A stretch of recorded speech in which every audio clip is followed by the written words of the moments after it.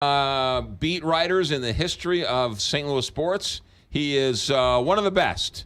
Of course, we're talking about Dan ONeill. Where is he? Oh, you're talking about me. You were a KTRSer for a lot of years. I didn't know this was video. I would have dressed up a little. Oh, I thought you did dress up, actually, a little bit. A lot. Well, yeah, compared to you, yeah.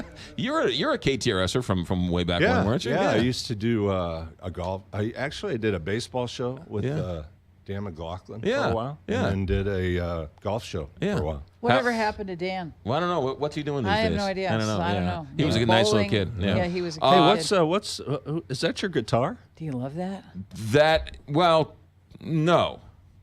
Can I have it when I leave? Well, no, I think it's the buildings, but I think they won't miss it. How many buildings have guitars? What a cool setup you have here. Really cool. Well, this is the best studio setup I've ever seen. Does Carney go crazy on the drums? No, Carney's not allowed in here. We used to have bands once a week come in and play. Really? Yeah, and then it was and then the neighbors got all mad, so we stopped having bands. It's like I'm on the set of Let It Be. It's like yeah.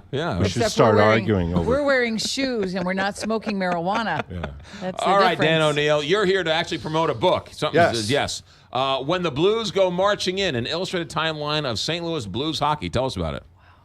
Well, it's as you're holding up, it's a coffee table book. A lot of dynamic pictures, I think, and probably I didn't count them up, but around 75 vignettes of the biggest moments in Blues history. So some of them are a player, right? Some of them are a trade, a goal, whatever it is. So I tried to, not every single goal or game they ever played is in there, but I tried to pick out the biggest moments in their history, and I think it's great. We actually were going to do it when I was at the Post-Dispatch. We were talking about doing and they were talking with the Blues about doing it, and then that kind of fell through. And right as I was leaving the paper, Reedy Press approached me about doing a similar book. So we did it. What do you hand? No, I just wanted to ask him about the ferocity of the fan base. I mean, a lot of people say it's like the Cardinals on ice. I mean, you've got for generations, right? No, I think one of the biggest. It's not a misnomer, but yes, this is a baseball town. But excuse me, when you consider the fact that when the Blues got here, there was an NBA team here, there was an NFL team here. There was another NFL team here. There were Major League Soccer teams here. All those have come and gone, and the Blues are still here 50 years later. So, yeah, it's a baseball town, but it's also a really vibrant hockey town. And when they first started, from the late 60s to the mid-70s, the Blues were at 100% capacity and led the league in attendance 5 times. Over like a 7-year period. They also lead the league in like heartbreaking their fans, don't they? I mean, they consistently break their heart. Yeah, hockey's weird though. It sounds weird to say this, but yeah, they haven't won it all. But at the same time, it's almost like the fact they haven't won it all really makes you appreciate like these other moments and these other players they've had that have come through here. Whereas, if they've it's kind of like that. It leaves you wanting more. Yeah, but also though, I think Blues fans and the Blues players, have this unbelievable affinity for the fans, much more than baseball players. I mean, baseball players are nice to their fans, but Blues players, they go over to the guy's house, they have beers with them, they leave them tickets. I mean, there are great stories of Blues players being friends of the fans. Well, and they have a huge alumni group here too. I think and St. Louis is a little bit like it's a comfortable city for guys who grew up in Canada. There's just a different mindset. I mean, the hockey players are just a different breed.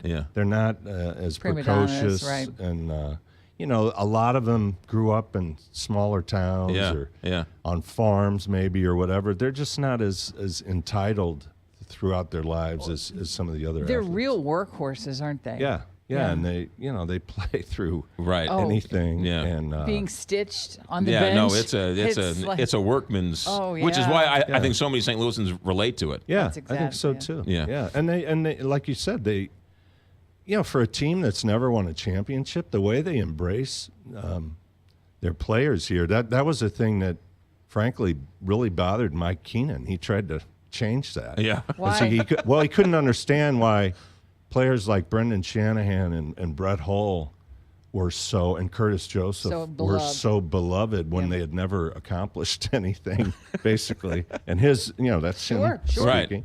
And that drove him crazy. So he's looking at payroll, he tried right? to change the culture. Wow. And, Yeah, there you go. It didn't work out. Speaking of the culture, Tom Stillman now owns the team. Turned it around. They're viable now, much more so. Right? Is this it's probably the safest and the best footing this team's been on in a while. Yeah, I think so. They're trying. They're trying to figure it out and trying to figure out different ways of revenue and I think they're in pretty good shape. I mean, it's always a struggle with them because they don't have the TV package that football or baseball has. So that creates a bit of a struggle. But do you have a top moment or two from when you were doing the book that you sort of? Well, my favorite, I worked at the Arena Club when they first got here. I was a busboy. So really, that's a great story. And then you grew up to be there. My son works for the Blues too. Oh, okay. So now you're all in. Yeah, so to speak. No, I got two other sons, so I'm not all in. But, all right. So the early years are, anybody who was around for those first few years, those are special. Right. They went to the Stanley Cup Finals 3 times, and at that point you thought, oh, this is what happens every year. You go to the Stanley Cup Finals. And they haven't been back since. But, yeah, I mean, the early years with Scotty Bowman here and Red Berenson's 6-goal game and Glenn Hall, most valuable player of the playoffs, a losing team. Right. And Jacques Plante, 40-year-old goaltender. They had so much. I've always thought that their first 3 years, you could do a great play or movie on that because they had so many characters. You know? I mean, Scotty Bowman talked all those guys out of retirement. Glenn Hall talked them out of retirement. Al Arbor talked them out of retirement. Dickie Moore, Doug Harvey, all these Hall of Fame players that had basically decided they weren't going to play. He brings them back. Then they had the Plager brothers. Right. Then they made the trade for Red Berenson, and he becomes like the big star of the West. If we only knew a writer who could write something like that, it'd be well, you just talked about some unbelievable writer, and I was looking around the room waiting to. The book is When the Blues Go Marching In. It's a coffee table book. It's a great walk down memory lane. Dan ONeill, where do we get the book? Any book signings coming up there? Yeah, well, actually I do. I have a presentation Saturday at the Kirkwood Library. From 2. It starts at 2. It's pretty cool. I've got like a PowerPoint and some video in there about some of the stuff we just talked about. But that's coming up this Saturday at the Kirkwood Library. Okay, good. And then a website to find out more?